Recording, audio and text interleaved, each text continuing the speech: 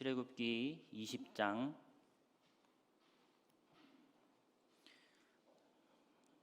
14절 한 절의 말씀 우리 다 함께 한 목소리로 합독하도록 하겠습니다. 시작. 간음하지 말라. 아멘. 십계명 해설을 웨스트민스터 대요리 문답을 통해 들여다보고 있습니다. 오늘 설교는 웨스트민스터 대요리 문답을 살펴보기 전에 다윗과 밧세바 이야기로 먼저 시작해 보고자 합니다.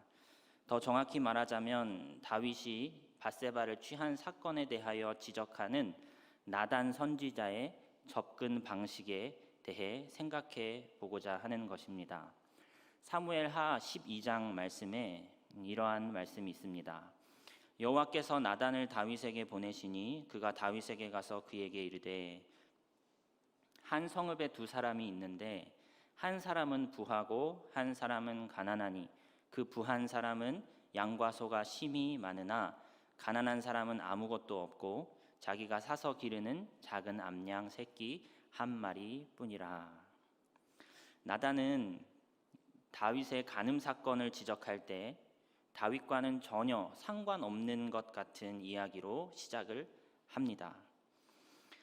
4절, 5절을 계속 살펴보시면 어떤 행인이 그 부자에게 오매 부자가 자기에게 온 행인을 위하여 자기의 양과 소를 아껴 잡지 아니하고 가난한 사람의 양 새끼를 빼앗아다가 자기에게 온 사람을 위하여 잡았나이다 하니 다윗이 그 사람으로 말미암아 노하여 나단에게 이르되 여호와의 살아계심을 두고 맹세하노니 이 일을 행한 그 사람은 마땅히 죽을지라. 다윗은 그 모습이 자기 모습인 줄 모르고 사형에 처할 만한 일을 그 부자가 저질렀다고 지탄합니다. 그러나 나단은 말합니다. 당신이 그 사람이라. 오늘 살펴보게 될 제7계명의 내용은 간음하지 말라입니다. 관련하여 우리와는 크게 상관없는 것 같은 아동 결혼, 여아의 조혼에 대해 한번 살펴보고자 합니다. 이 이야기 속에서 우리의 모습은 없는지, 얼만큼 우리의 모습과 닮아 있는지 생각해 보셨으면 좋겠습니다. 그리고 설교의 말미에 이르러서 제7계명을 설명하는 웨스트민스터 대요리 문답 해설을 참조함으로 우리를 향한 교훈이 무엇인지 정리하는 것으로 본 설교를 마무리하고자 합니다. 아동 결혼에 대한 이야기는 다음에 두 책을 참고하였음을 먼저 밝힙니다. 클릭을 한번 해주시면요, 일레인 스토키의 여성학자인데요, 우리가 멈추지 않는다면 이라는 책과 크리스토퍼 라이트의 현대인을 위한 구약 윤리를 참고하여 아동 결혼을 막아야 하는 이유에 대해 구약 성경을 중심으로 한번 이야기를 전개해 보도록 하겠습니다. 아동 결혼은 우리 사회에서 생소한 이야기일 수 있습니다. 그러나 세계 어딘가에서는 3초마다 18세 이하의 여자아이가 자기보다 나이가 훨씬 더 많은 남자와 결혼을 한다는 보고가 있을 정도입니다. 이것은 왜 문제가 될까요? 이것이 문제라면 그럼에도 불구하고 이런 아동 결혼이 지속되고 있는 이유는 무엇일까요? 아동 결혼을 살펴봄에 있어 먼저 아동 결혼의 현황, 그리고 아동 결혼이 이 조혼 여성 및 영아에게 미치는 부정적 영향에 대해 간략히 소개해 드린 이후에 이런 문제점에도 불구하고 아동 결혼이 자행되는 이유는 무엇인지 생각해 보고자 합니다. 이어서 아동 결혼을 둘러싼 상황 및 문제시되는 가치관들이 무엇인지를 조명하고 이러한 문제들에 대해 특별히 구약 성경은 무엇이라 대답하고 있는지 정리해 보도록 하겠습니다. 먼저 아동 결혼 현황을 생각해 보시면 유엔 인구 기금에 따르면 날마다 3만 9천 명의 여자아이들이 너무 어린 나이에 결혼을 한다. 2020년까지 약 1억 4천만 명의 여자아이들이 신부가 될 것이고 그중 1,850만 명이 15세 이하일 것으로 추정된다고 2012년 유엔 인구기금의 발표를 일레인 스토키가 2015년에 저 책을 저술하면서 인용을 하였습니다.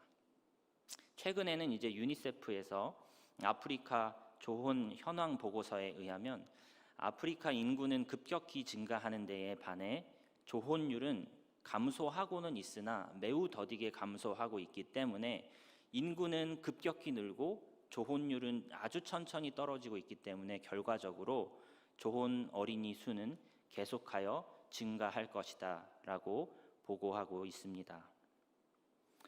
이 아동 결혼이 문제가 되는 이유는 무엇일까요?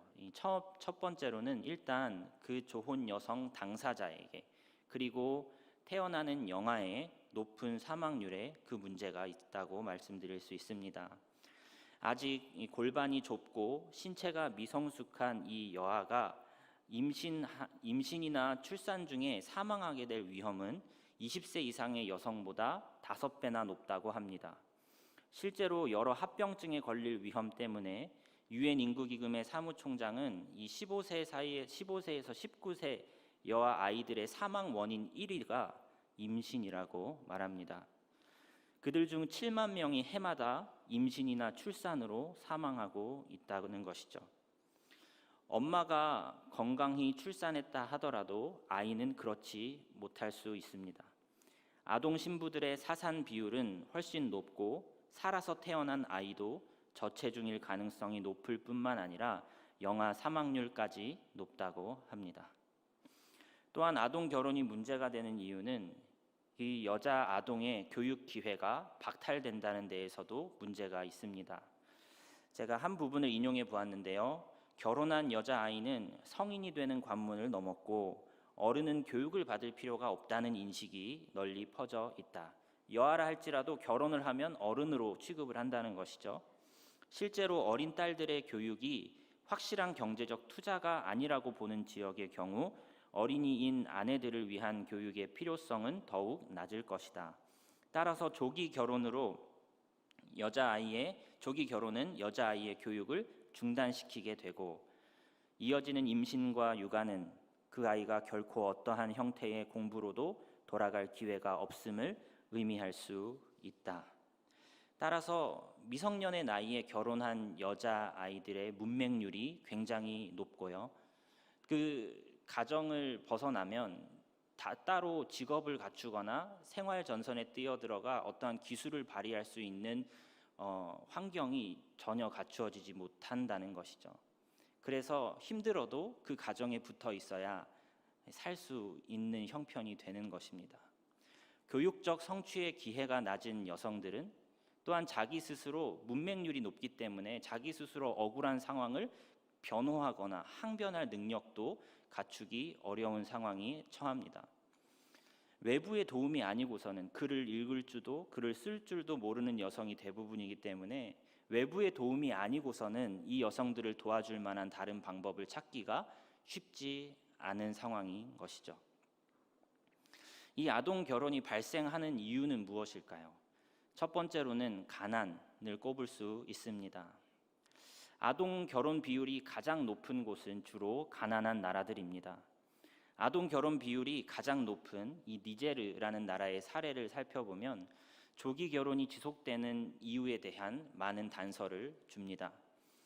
이 지역의 가난은 고질적이어서 이 나라에서 조기 결혼이란 한 사람의 입을 줄이고 절실하게 필요한 재정 수입을 버는 것, 자기의 딸을 나이 많은 남자에게 신부로 보내면서 우리 가정의 입 하나 줄이고 가정적으로 너무 필요한 재정 수입으로 바꾼다는 것이죠. 당사자들은 이렇게 아동을 넘기는 그 당사자들은 부모들은 아동 결혼이 가난으로 인한 어쩔 수 없는 선택이라고 말할지 모르겠습니다. 그러나 이것은 여성 아동의 인권에 대한 인식 부족이 낳은 아주 안 좋은 병리적인 사회 현상이고 그것은 결혼이 아니라 인신매매라는 지탄을 피하기 힘들어 보입니다.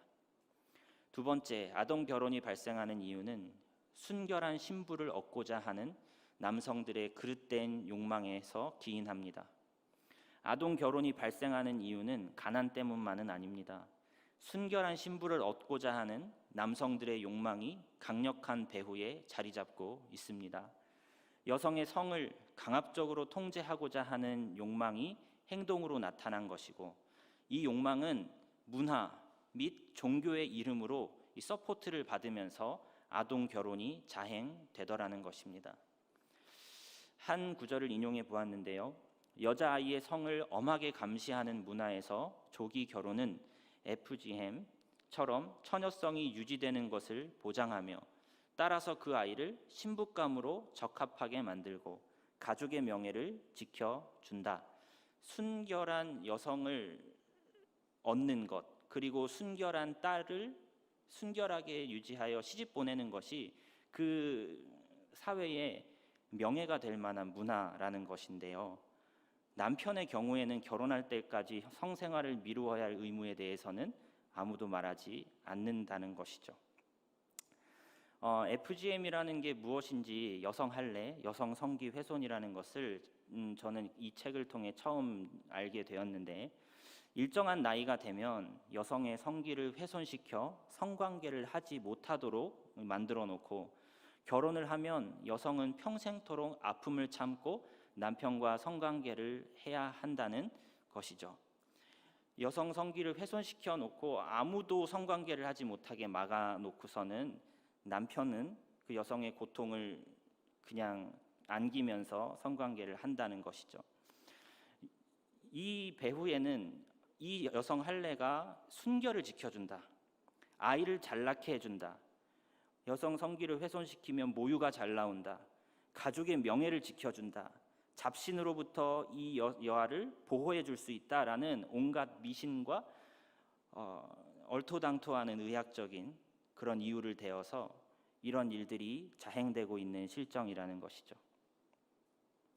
또한 여성을 매개로 한 동맹, 그러니까 부족 간의 동맹을 위하여서 힘없는 여성을 매개로 서로 거래를 하는, 그래서 주로 여아들을, 여자아이들을 이렇게 부족끼리 주고받으면서 그렇게 동맹을 맺는 문화 가운데 이러한 조혼이 현재도 이루어지고 있다는 것입니다. 아동 결혼을 둘러싼 이 그릇된 가치관은 무엇일까요? 그리고 아동 결혼을 둘러싼 그릇된 윤리적 문제는 무엇일까요? 아동 인권에 대한 경시, 특별히 이슬람이 종교라는 이름으로 아동 인권을, 여성의 인권을 굉장히 하대하고 있는 문화가 있다고 하는데요. 몇 가지를 인용해 보았습니다. 파키스탄의 경우 이 마비 메논이라는 어떤 여성이 의회에 법률안을 제출합니다. 그녀는 자신이 속한 그룹을 포함해서 보수적인 종교 단체들의 강력한 반대에 부딪히게 됩니다. 그러니까 아동 결혼을 반대한다는 목소리를 낼 때에 그것을 불편히 여기는 그룹이, 종교 지도자들이 아동 결혼을 반대하는 목소리를 불편하게 여긴다는 거예요. 메모는 미성년 결혼에 관여했을 경우 벌금이 $10에서 $1,000로 올리고 제법 긴 징역형을 선택으로 추가하려 했습니다. 그러나 반대파들이 열렬히 저항했는데 많은 성직자들이 아이의 처벌을 없애려 했고, 이슬람 이데올로기 위원회의 영향력이 큰 의장은 심지어 아동 결혼을 금지하는 것은 꾸란에 어긋난다, 아동 결혼을 허용하는 것이 꾸란이 허용하는 것이다, 꾸란이 명하는 것이다 라고까지 주장을 하는 실정이라고 합니다.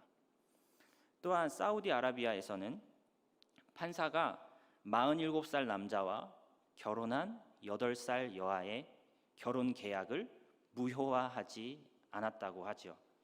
그 대신 그 아동 피해자에게 양보를 해서 8살 여아가 사춘기가 되면 이혼을 청구하는지 의사를 물어서 그제서 이혼 청구를 할 수 있게 해주자라는 정도의 판결을 내렸다고 합니다. 또한 아동 결혼을 둘러싼 그릇된 윤리적 문제로 강간을 꼽을 수 있습니다. 아동 결혼은 어린 여성이 강간을 당했을 시에 사회에서 권하는 형태로 나타나기도 합니다. 어릴 적에 강간을 당하면 어떻게 이걸 무마하느냐 하면 그 남자에게 시집을 보내는 형태. 이처럼 아동 결혼은 강간과도 관련이 있으며 이때 강간범에 대한 처벌은 충격적일 정도로 매우 미미하고 오히려 강간범을 남편으로 만들어 여자의 남은 인생마저도 짓밟습니다. 실제로 2021년 3월에 벌어진 끔찍한 사건이 있는데 16살의 아미나 필라리는 자신보다 10살이 많은 남자에게 강간을 당했습니다. 그녀는 끔찍한 고통을 용기 있게 알림으로써 자신이 그와 강제로 결혼하게 되리라고는 상상조차 못했습니다. 그러나 그렇게 되었고 남편의 지속적 폭력은 그녀로 하여금 7개월 후에 쥐약을 먹고 자살하게 만들었습니다. 2014년 하반기에도 이 알제리와 튀니지에서는 여전히 강간범들이 10대 피해자와 결혼을 하면서 기소를 피할 수 있는 방편을 마련해 준대요. 강간했으면 그 여자랑 결혼해. 그러면 법적으로 죄가 없어. 이라크에서는 남자들이 여러 명의 아내를 더 쉽게 둘 수 있고 이라크에서는 여자아이가 9세부터 결혼을 할 수 있다는 법안이 있습니다. 또한 아동 결혼을 둘러싼 그릇된 윤리적 문제로 일부 다처제를 꼽을 수 있습니다. 아동 결혼을 승인하는 지역에서는 일반적으로 일부 다처제 형태가 나타납니다. 아동 결혼을 막으려면 이 일부 다처제에 대한 인식도 새롭게 할 필요가 있을 것으로 보입니다. 이런 문화에서는 이 여자들이 함께 힘을 모아서 남자 하나 좀 몰아냈으면 좋겠는데 여자들이 그렇게 생각을 못하고 오히려 남편에게 인정을 받는 한 리더 여자가 세워지면서 다른 여자들을 감시하고 또한 폭력으로 억누르는 그런 행태가 자리 잡아간다고 합니다. 또한 이 아동 결혼을 둘러싼 윤리적 문제로 그릇된 아동 결혼을 둘러싼 어떠한 가치관으로 가부장 제도를 좀 더 생각해 볼 필요가 있겠습니다. 종교는 가부장 제도를 지지하는가? 여성 인권이 이 남성들의 결정에 따라 좌지우지되는 이 문화는 어느 정도 가부장 제도와 관련이 있어 보입니다. 가부장제의 모습은 성경에서 종종 나타나고 있지요. 유교 전통을 이어받은 오늘날 우리 사회에서도 우리가 인식하는 정도보다 훨씬 더 뿌리 깊게 이 정신이 자리를 잡고 있는 바 가부장제에 대한 성경적 재고가 필요해 보입니다. 그러면 이러한 여러 윤리적 문제와 가치관들에 관하여 구약 성경은 어떠한 입장을 취하고 있는지 살펴보도록 하겠습니다. 먼저 아동 혹은 여성 인권에 대한 구약 성경의 입장은 어떠할까요? 일단 모든 인간은 하나님의 형상이라는 이유로 존중받을 권리가 있습니다. 더욱이 여성을 표현하는 데 사용된 창세기 2장 18절의 돕는 배필, 히브리어로는 에제르라는 이 단어는 결코 열등함을 묘사하기 위한 단어가 아닙니다. 그 에제르, 돕는 배필이라는 단어에 사용된 히브리어 에제르는 하나님이 자신에게도 스스로 적용하는 단어이기도 합니다. 내가 너의 돕는 자이다 라고 했을 때 같은 단어를 쓴다는 것이죠. 또한 성경에서 여자와 아이를 사람 숫자에 포함하지 않는 장면이 종종 나타나기는 하지만 그것만으로 성경 전체가 여자와 아이에 대한 인권을 존중하지 않는다고 단정 짓기에는 어렵습니다. 왜냐하면 특별히 인구를 왜 세기 시작했을까요? 병력을 염두에 두고 사람의 수를 세는 경우가 있기도 하며 나아가 성경은 오히려 여성 인권을 존중하는 사례 역시 곳곳에서 소개를 해주고 있기 때문에 성경 전체가 여성 인권을 무시하고 있다라고 말하기는 어렵다는 것이죠. 성경에서 여성의 권리를 존중하고 있는 몇 가지 사례를 꼽아보면 다음과 같습니다. 두 가지 사례를 소개해드리고 싶은데요. 첫 번째 사례로는 슬로브핫의 딸들 이야기입니다. 아들 없이 사망했던 슬로브핫의 이 딸들은 모세에게 남성을 선호하는 법에 관해서 소송을 제기합니다. 이 슬로브핫의 딸들의 요구가 받아들여지는 장면이 민수기 27장에 나오게 됩니다. 우리 민수기 27장 4절 말씀 우리 한번 합독해 주시겠습니까? 시작. 어찌하여 아들이 없다고 우리 아버지의 이름이 그의 종족 중에서 삭제되리이까?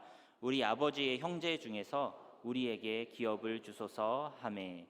제가 6절과 7절을 봉독하겠습니다. 여호와께서 모세에게 말씀하여 이르시되 슬로브와 딸들의 말이 옳으니 너는 반드시 그들의 아버지의 형제 중에서 그들에게 기업을 주어 받게 하되 그들의 아버지 기업을 그들에게 돌릴지니라. 슬로브앗이라는 사람이 이제 아들 없이 딸들만 남겨놓고 죽게 되어서 이 가부장 제도의 관점으로는 결혼을 하게 되면 자기의 딸들에게 기업이 남아있지 않게 되는 상황에 대해서 이 슬로브앗의 딸들이 모세에게 이제 항변했고, 모세는 하나님의 명령에 따라 그 딸들에게도 기업을 주기로 결정을 하는 장면인 것이죠. 둘째로 이 여자 포로에 대한 규정을 살펴보면 여성의 권리가 존중되고 있다는 사실이 관찰됩니다. 신명기 21장에 말씀 보시면 네가 만일 그 포로 중에 아리따운 여자를 보고 그에게 연연하여 아내를 삼고자 하거든. 13절에 또 포로의 의복을 벗고 네 집에 살며 그 부모를 위하여 한 달 동안 애곡한 후에 네가 그에게로 들어가서 그의 남편이 되고 그는 네 아내가 될 것이요. 14절 그 후에 네가 그를 기뻐하지 아니하거든 그의 마음대로 가게 하고 결코 돈을 받고 팔지 말지라. 네가 그를 욕보였은즉 종으로 여기지 말지니라. 이 규례는 여성 포로를 아내로 삼고자 하는 경우에만 데려오라고 말을 한다는 것이죠. 그리고는 한 달의 기간 동안 부모 및 고향을 떠난 슬픔을 애도할 수 있게 해주라고 명합니다. 그렇게 한 후에 그녀를 아내로 맞이할 것이며, 혹 후에 그녀와의 혼인 관계를 끝내고자 한다 할지라도 그녀를 그냥 자유롭게 풀어주어야지 종으로 여기거나 팔려고 해서는 안 된다고 기록되어 있습니다. 이와 같은 구절에 대해 크리스토퍼 라이트는 이스라엘 전쟁에서는 여자 포로에 대한 강간을 금지한다 이렇게 해석을 합니다. 이스라엘 전쟁에서는 여자 포로를 아내로 삼을 각오를 하고 배려하여 데려오는 것이 허용이 될 뿐이지 여자 포로에 대한 강간을 금하며 여자 포로에 대한 종으로 삼는 일에 대해 금기하고 있다라고 해석을 하는 것이죠. 또한 강간에 대한 구약 성경의 입장은 어떠한지 살펴보면 구약 성경에는 약혼한 처녀가 들에서 강간을 당할 경우 여자는 살려두고 남자만 처형할 것을 명하는 규례가 있습니다. 이는 여성 순결에 대해서는 엄격하면서 강간범에 대한 처벌은 상당히 미미한 현대의 어떤 사회들과는 아주 대조가 되는 대목인 것이죠. 성경이 여성의 가치를 단순한 재산으로 보는 것이 아니라 그녀를 강간한 남자에게 사형을 언도할 만큼 또 하나의 인격으로 여긴다는 것을 보여주는 단적인 예로 꼽을 수 있습니다. 신명기 22장에 이러한 장면이 나와 있는데요. 만일 남자가 어떤 약혼한 처녀를 들에서 만나서 강간하였으면 그 강간한 남자만 죽일 것이요 처녀에게는 아무것도 행하지 말 것은 처녀에게는 죽일 죄가 없음이라. 이 일은 사람이 일어나 그 이웃을 쳐 죽인 것과 같은 것이라. 27절 남자가 처녀를 들에서 만난 까닭에 그 약혼한 처녀가 소리 질러도 구원할 자가 없었으니 여자의 죄를 묻지 말고 남자만 죽여라 라는 것이죠. 굉장히 엄한 규범인 것이죠. 이어서 나오는 28절과 29절은 만일 남자가 약혼하지 아니한 처녀를 만나 그를 붙들고 동침하는 중에 그 두 사람이 발견되면, 이 장면은 구체적으로 강간인지 아닌지가 명시되어 있지는 않습니다만 29절 그 동침한 남자는 그 처녀의 아버지에게 은 50세겔을 주고 그 처녀를 아내로 삼을 것이라. 그가 그 처녀를 욕보였은즉 평생의 그를 버리지 못하리라. 이 말씀을 한번 생각을 해보면 성경은 28절 29절에서 약혼 전에 여자가 남자와 동침했을 경우에 그 동침한 남자는 그녀의 아버지를 찾아가 은 50세겔을 갖다 주어야 한다고 말을 하는 것이죠. 그러나 우리는 조금 불편한 아까 필라리의 상황, 강간범과 결혼을 해야 되는 경우가 이 경우와 오버랩이 되는 느낌이 있습니다. 그러나 조금은 다릅니다. 일단은 조금 생각해 보시면 이와 관련하여 일어난 이제 일종의 경제적 거래는 남자와 남자 사이에서 이루어질 뿐 여성에게 주어질 법한 보상에 대해서는 아무런 언급은 나타나 있지 않죠. 아버지와 그 남자 사이의 경제적 거래로 뭔가 여성의 피해 보상을 해주지는 않는 것처럼 보인다는 것이죠. 그러나 우리의 초점은 이 사건이 꼭 강간이 아니라 할지라도 처녀가 그 남자와 결혼할지 말지에 대한 선택권이 아직 아버지에게 남아 있다라는 점을 좀 주목해 볼 필요가 있습니다. 이와 관련된 근거 구절이 출애굽기 22장의 말씀에 있는데 우리 출애굽기 22장 16절 17절 우리 두 절의 말씀 한번 합독해 주시겠습니까? 시작. 사람이 약혼하지 아니한 처녀를 꾀어 동침하였으면 납폐금을 주고 아내로 삼을 것이요 만일 처녀의 아버지가 딸을 그에게 주기를 거절하면 그는 처녀에게 납폐금으로 돈을 낼지니라. 납폐금은 무조건 내는 것이고요. 그리고 결혼할지 말지는 아버지가 다시 결정하는 것입니다.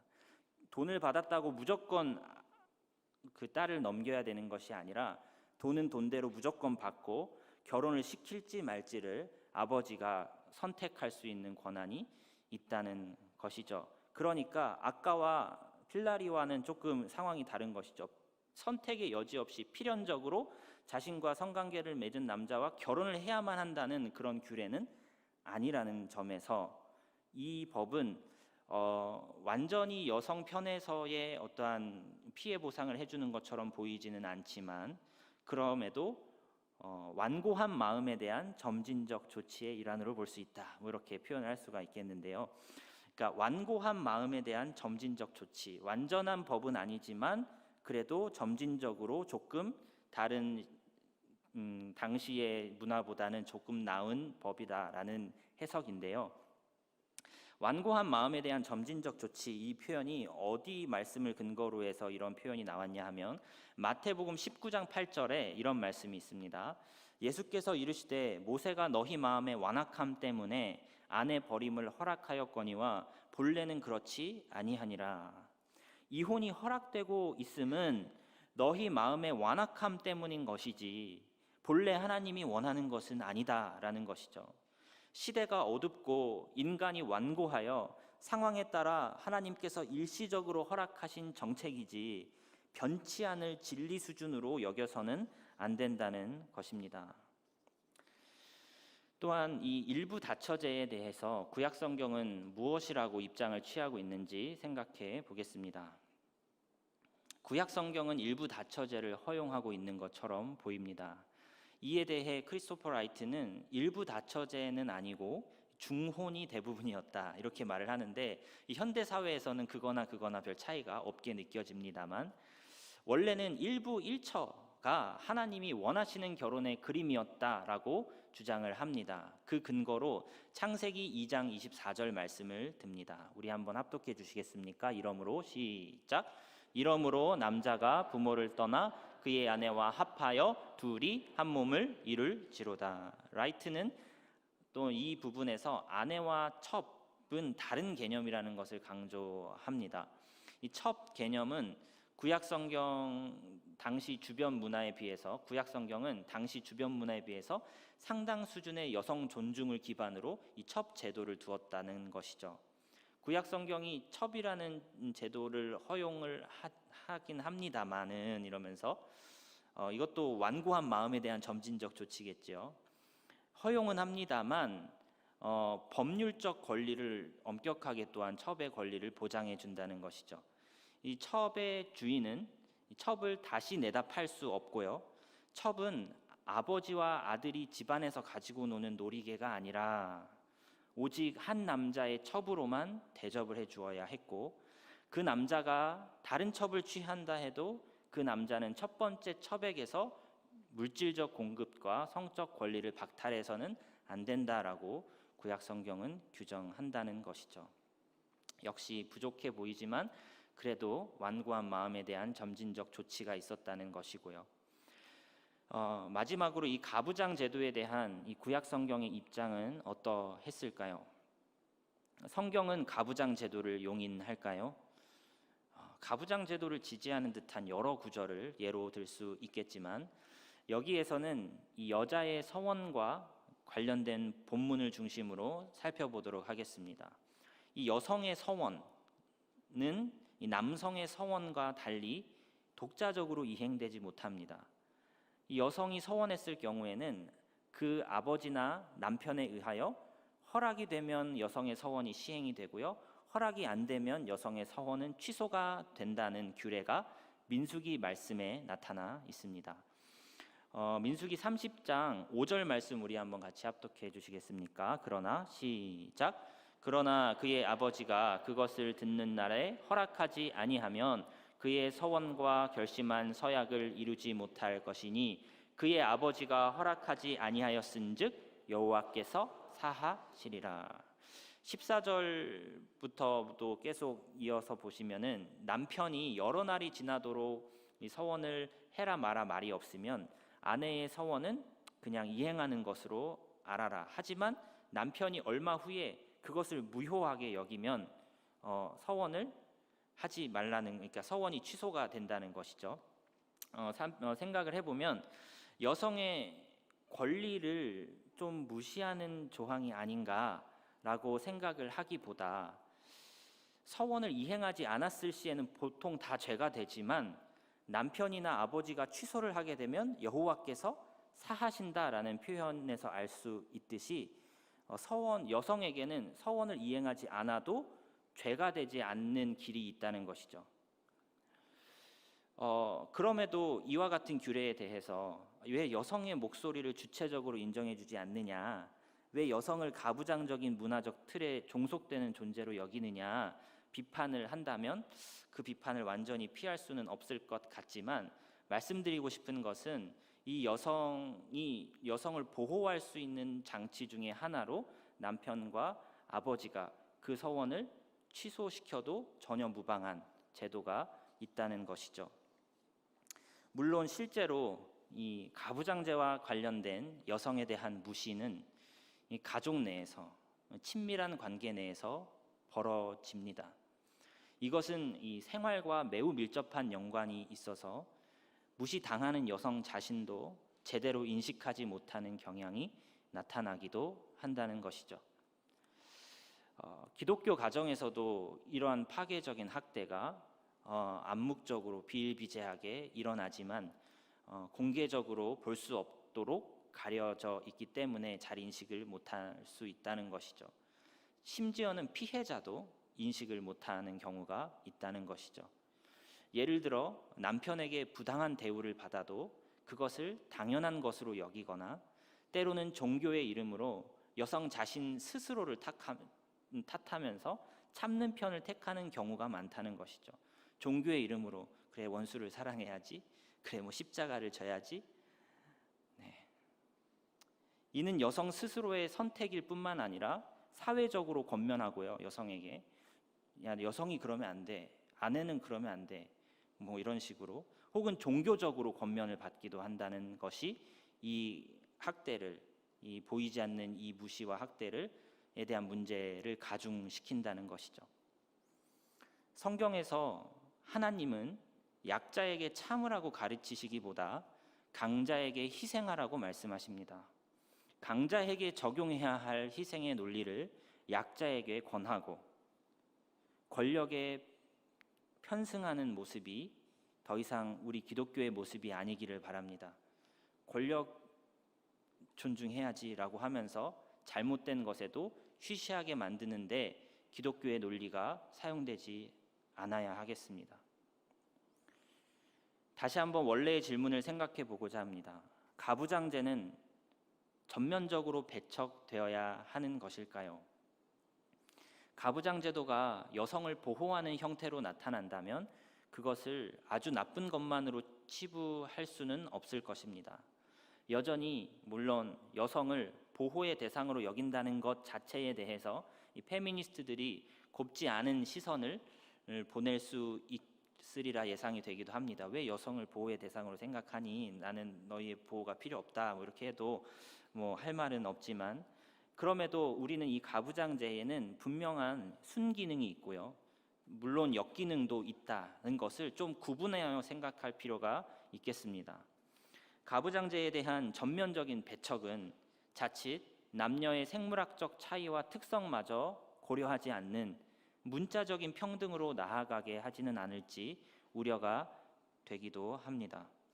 가부장제는 그 자체로 비난받을 수 없고요, 순기능을 잘할 수 있도록 해야 되고 역기능을 배척하는 형태로 나아가야 하지 않겠는가 생각됩니다. 성경은 여전히 우리에게 오히려 가장들의 책임에 대해서 많이 지적을 하고 있다는 것을 기억하셨으면 좋겠습니다. 이 정도로 이 아동 결혼에 대한 이야기를 마무리하려 합니다. 이 이야기를 들으시면서 우리 마음속에 여러 가지 불편한 감정이 있었을 것입니다. 때로는 분노, 때로는 부끄러움, 이러한 감정들과 생각들을 가지고 제7계명이 요구하는 것은 무엇인지, 그 제7계명이 금하고 있는 것은 무엇인지 웨스트민스터 대요리 문답을 통해 정리하고 본 설교를 마무리하도록 하겠습니다. 137문, 138문, 139문 이 세 개의 문답을 살펴보도록 하겠습니다. 먼저 이 파트를 소개하는 데 있어서 참조한 책이 김태희 목사님의 검은색 책을 주로 참조를 하였음을 밝힙니다. 이 대요리 문답에 대한 내용은 저기 열방 뭐라고 하죠? 저거를 핸드북이라고 하나요? 매뉴얼, 열방 매뉴얼에 담겨져 있고요. 일단 해설은 검은 책을 주로 참조하였음을 밝힙니다. 137문 제가 문을 읽겠습니다. 답을 읽어주시면 감사하겠습니다. 제7계명은 무엇입니까? 답 시작. 제7계명은 간음하지 말라입니다. 간음이란 결혼제도 밖에서 일어나는 성관계를 의미합니다. 예를 들어 결혼하지 않은 미혼 남녀의 성관계 또는 부부가 아닌 두 사람의 성관계가 간음인 것이죠. 결혼이 기준이 되지요. 일단은요. 그래서 간음의 의미를 제대로 알기 위해서는 결혼 제도를 먼저 이해할 필요가 있습니다. 성경은 결혼 제도의 시작에 대해 이렇게 말합니다. 창세기 2장 18절 말씀 우리 한번 합독해 주시겠습니까? 여호와 하나님이 시작. 여호와 하나님이 이르시되 사람이 혼자 사는 것이 좋지 아니하니 내가 그를 위하여 돕는 배필을 지으리라. 이처럼 결혼 제도는 사회적 관습이나 문화의 산물이 아니라 하나님이 직접 제정하신 제도입니다. 그렇다면 하나님은 왜 결혼 제도를 만드셨을까? 김태희 목사님은 세 가지 이유를 소개해 주는데요. 첫째, 서로 돕기 위해서. 하나님은 부부가 하나님의 영광을 위해 서로 협력하는 관계가 되기를 원하셨다는 것이죠. 둘째, 거룩한 씨를 생산하여 교회를 성장시키기 위해서. 우리 현대사회 개인주의가 만연한 현대사회에서는 뭐 씨를 생산한다, 뭐 교회를 성장시킨다 이 말이 되게 뭐 잘 안 와닿을 수 있겠지만 분명히 하나님은 말씀하십니다. 생육하고 번성하고 땅에 충만하여 하나님의 형상이 많아질수록 하나님의 통치를 느끼는 세상이 될 것이다 라고 하나님은 계획하셨죠.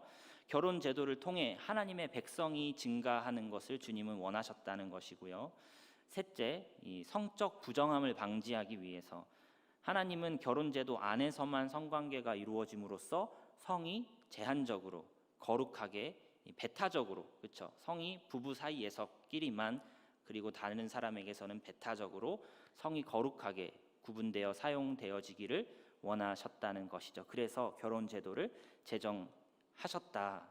그래서 결혼은 신성한 제도다.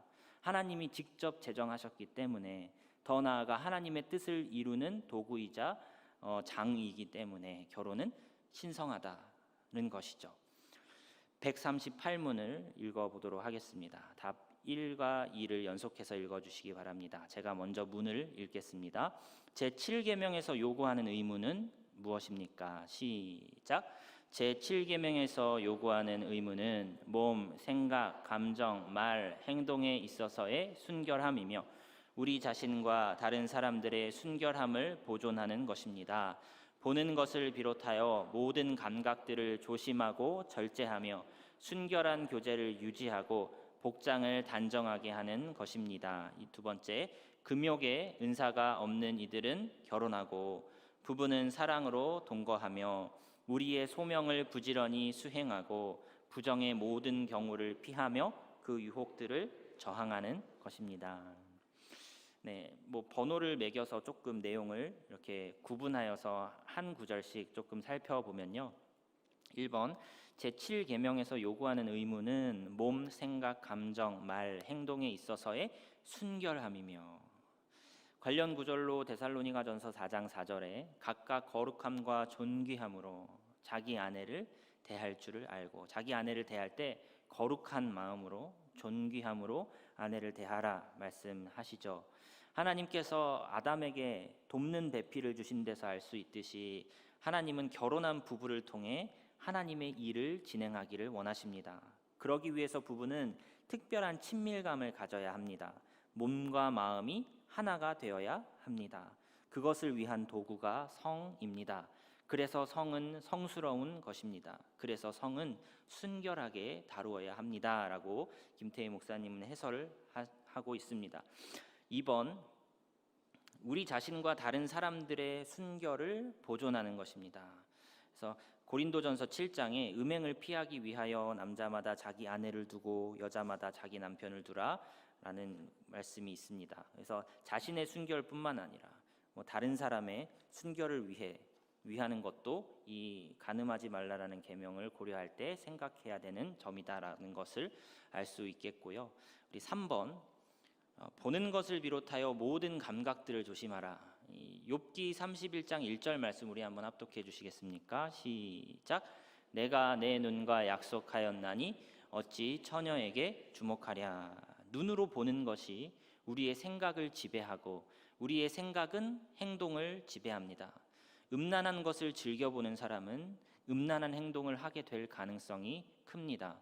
그러므로 성적 충동을 일으킬 수 있는 행동을 자제하는 것, 특히 음란한 것을 눈으로 보지 않는 것으로부터 제7계명을 준수할 수 있어야 하겠다는 것이죠. 우리 4번과 5번, 절제하며 순결한 교제를 유지하고 이런 표현이 있는데, 절제는 아예 하지 말라는 게 아니라, 그렇죠? 이렇게 절제하라는 것이죠.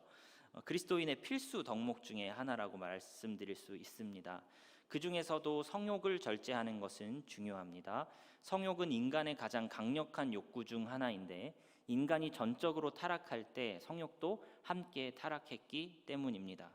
의지적으로 성욕을 절제하지 않으면 자신도 모르는 사이에 성욕의 노예가 되어 성적인 죄를 저지르기 쉽습니다. 라고 또한 해설해 주고 있습니다. 순결한 교제를 유지하고, 또한 잠언 말씀 보시면은 음란한 유혹을 이기는 것이 지혜다라고 말씀해 주시면서 성적인 순결함을 지키기 위해서 우리는 이제 음란한 길로 이끄는 자들을 멀리해야 된다. 음란한 친구들 멀리하고 순결한 친구들을 가까이 하는 노력이 제7계명이 요구하는 의무다라고 말씀드릴 수 있겠습니다. 또한 6번에 보시면 복장을 단정하게 하는 것, 그래서 성경은 복장을 단정하게 하라고 말합니다.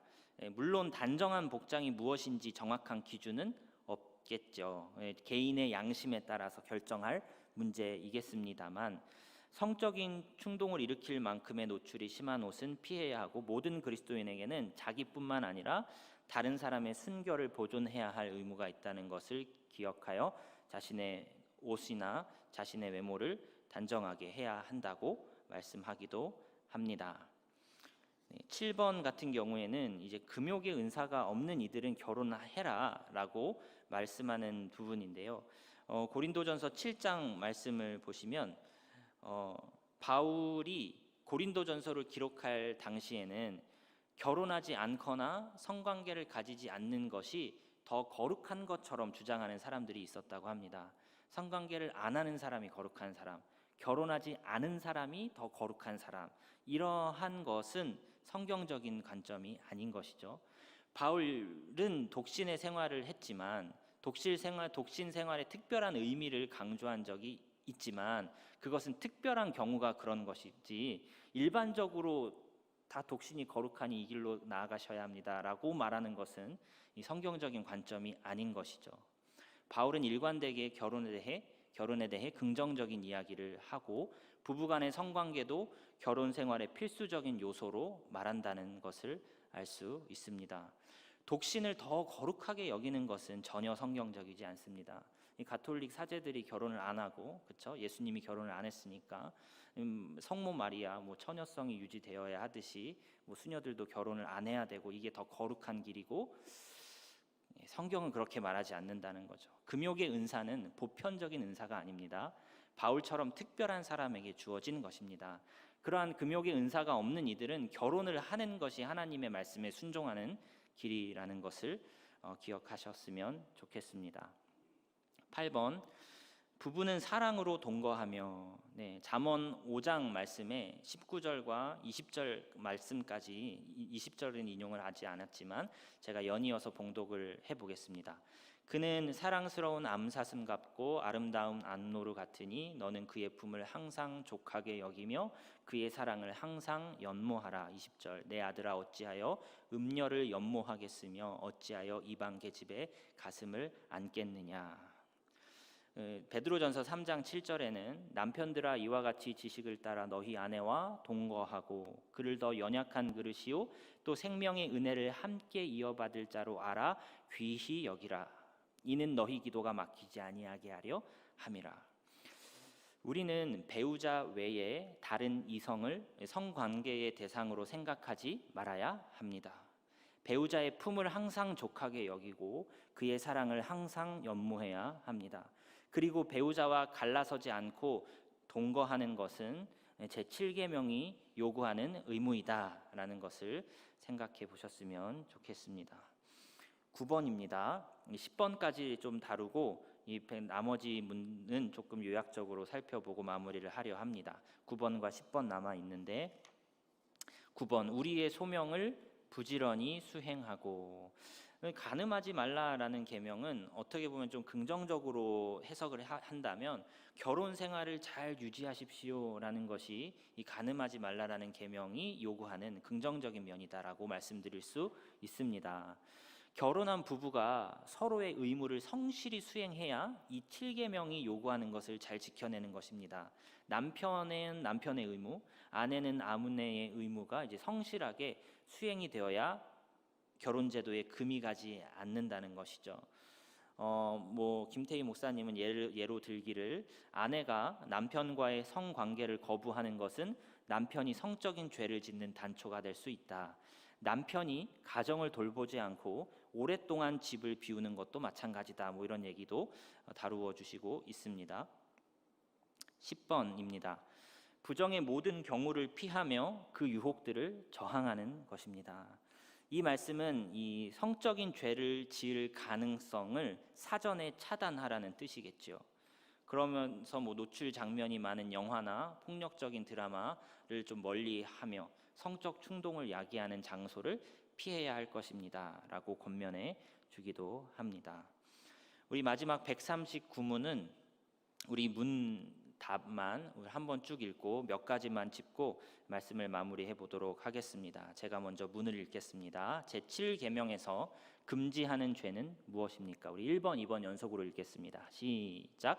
제7계명에서 금지하는 죄는 요구된 의무를 소홀히 하는 것 외에 간통, 음행, 강간, 금친상간, 남색과 비정상적인 색욕들입니다. 모든 부정한 상상, 생각, 의도와 감정, 모든 부패하고 추잡한 대화 또는 거기에 귀 기울이는 것이며 음탕한 눈길, 뻔뻔스럽고 경박한 행동, 단정하지 못한 복장입니다. 두 번째, 합법적인 결혼을 금하고 성인 결혼을 시행하는 것이며 매춘가를 허락하고 용인하고 보존하고 방문하는 것이며 독신에 얽매이게 하는 서약과 결혼을 지나치게 미루는 것이며 동시에 두 사람 이상의 아내나 남편을 두는 것입니다. 부당한 이혼이나 버림, 게으름, 탐식, 부정한 교제, 음탕한 노래와 서적과 그림과 춤과 연극, 그리고 기타 우리 자신이나 다른 사람들 안에 부정을 자극하거나 행하는 모든 것들을 금지한다는 것이죠. 히브리서 13장 4절 말씀 보시면 모든 사람은 결혼을 귀히 여기고 침소를 더럽히지 않게 하라. 음행하는 자들과 간음하는 자들을 하나님이 심판하시리라. 현대 사회에 접어들면서 아주 무감각해지고 있는 죄악 중에 하나가 간통과 음행이 아닐까 싶습니다. 점점 더 많은 나라에서 간통과 음행을 이제 합법적인 행위로까지 인정하는 추세에 있지요. 하지만 우리는 간통하는 자들과 음행하는 자들에게 임할 하나님의 저주를 심각하게 생각해야 합니다. 하나님은 음행하는 자들과 간음하는 자들을 심판하시겠다고 말씀하셨습니다. 음행과 간음은 하나님께서 제정하신 이 결혼의 신성함을 더럽히는 행위이기 때문입니다. 간통과 음행은 명백하게 제7계명을 어기는 일이며 저주받을 죄악이라는 것을 이 시대에 더욱더 기억할 필요가 있겠습니다. 8번에 물론 번호는 이제 김태희 목사님이 임의로 매기신 것이지만 이 합법적인 결혼을 금하고, 아까도 말씀드렸다시피 결혼을 금하는 것을 더 우월한 경건 생활을 하는 것처럼 생각해서는 안 된다는 것인데요. 관련된 PPT가 있는데요. 디모데전서 4장 3절 말씀 우리 한번 함께 봉독해 주시겠습니까? 시작. 혼인을 금하고 어떤 음식물은 먹지 말라고 할 터이나 음식물은 하나님이 지으신 바니 믿는 자들과 진리를 아는 자들이 감사함으로 받을 것이니라. 바울은 거짓 교사들이 금욕적인 삶을 장려할 것이다. 여러분, 이게 좀 영적으로 우월해 보이려면요, 남들은 잘 하지 않는 금욕적인 생활을 유지하고 있으면 영적인 어떤 존경을 받을 수 있는 그런 구조가 됩니다. 남들은 당연시 하고 있는 것들을 안 하고 있으면, 대표적인 것으로 이제 혼인, 음식 요걸로 좀 영적인 우월함을 나타내려는 거짓 교사들이 등장할 것이라는 것이죠. 하지만 혼인과 음식은 하나님께서 주신 선물입니다. 절제하는 것이죠. 금욕을 장려하는 방향은 성경적인 방향이 아니라는 것이겠죠. 하나님께서 주신 선물을 거부하는 것은 올바르지 않습니다. 합법적인 결혼을 금하는 것은 역시 제7계명을 어기는 일이다라고 말할 수 있겠습니다. 아까도 말씀드렸다시피 이제 15번쯤에 가시면은 이제 게으름, 탐심, 술 취함 이런 것도 이제 가정을 깨는 행태이기 때문에 이것도 금하는 것이죠. 결혼한 부부가 서로의 책임을 다하는 것이 제7계명이 요구하는 의무다. 하나님께서 결혼을 제정하신 것은요, 서로 도우라고 제정하신 것이지 일방의 희생을 강요하기 위한 것이 아니다. 너는 평생 돕는 배필이야. 이런 구조는 성경적인 구조가 아니라는 것이죠. 따라서 가정의 평화를 무너뜨리고 배우자의 고통을 가중시키는 게으름, 탐심, 술 취함, 이것은 제7계명에 어기는 일이다. 제7계명을 어기는 일이다라고 생각하실 수 있어야 한다는 것이죠. 마지막 16번에 부정한 교제, 음탕한 노래, 서적, 그림, 춤, 연극, 그리고 기타 우리 자신이나 다른 사람들 안에 부정을 자극하거나 행하는 모든 것들을 금지해야 한다. 부도덕한 유혹은 소극적으로 반대해서는 안 되고 적극적으로 아예 멀리해야 한다는 것이죠. 부정한 문화가 우리에게 진짜 많은 영향을 미칩니다. 이 대표적인 것이 음란한 노래, 음란한 춤, 서적, 그림, 연극 이렇게 예시를 들지만, 오늘은 굉장히 다양한 매체를 통해서 우리는 굉장히 영혼의 순결성을 지키기가 어려울 정도로 아주 어려운 사회를 살고 있는 것 같습니다. 물론 문화 자체가 나쁜 것은 아니지만 진실한 그리스도인의 관점에서 대중문화를 볼 때에 이 음란성이 심각한 상태라는 것을 부정하기는 어려울 것 같습니다. 오늘 말씀의 결론을 한번 생각해 보겠습니다. 간음하지 말라라는 계명을 지키는 것은 결코 쉬운 일이 아니어 보입니다. 하나님은 우리를 성적인 존재로 지으셨고 인간은 죄로 말미암아 이 본성이 왜곡되어 버렸죠. 그래서 잘못된 욕망으로 지금까지 엄청난 문화를 쌓아왔습니다. 아주 손쉽게 음란물을 접할 수 있는 그런 시스템도 만들어 놨고요. 결혼을 하나님이 제정하신 신성한 제도로 생각하기보다는 하나님의 뜻을 이루기 위해 결혼해야 된다. 누가 이렇게 요즘 생각할까요? 내 이익을 위해서 해도 되고 안 해도 되는 것 정도로 생각하고 있지 않나 싶습니다. 결혼하는 것도 주님 뜻을 위해서 해야 하는 것이고, 하지 않는 만약에 은사가 있으시다면, 독신의 은사가 있으시다면 그것도 주님의 뜻에 순종하기 위해서 결정해야 하는 것인 거죠. 내 이익을 중심으로 결혼을 생각하는 것이 아니라 하나님이 원하시는 방향대로 결혼을 생각할 수 있었으면 좋겠죠. 하지만 또 여러 상황과 여건과 경제적과 어떠한 문화들이 우리로 하여금 그것을 결정하기, 결혼을 선뜻 결정하기 어렵게 만들어 놓아버리지 않았나 싶습니다. 결혼이라는 주제를 떠나서도 이 영혼을 순결하게 지키는 것은 모든 그리스도인들의 의무이겠죠.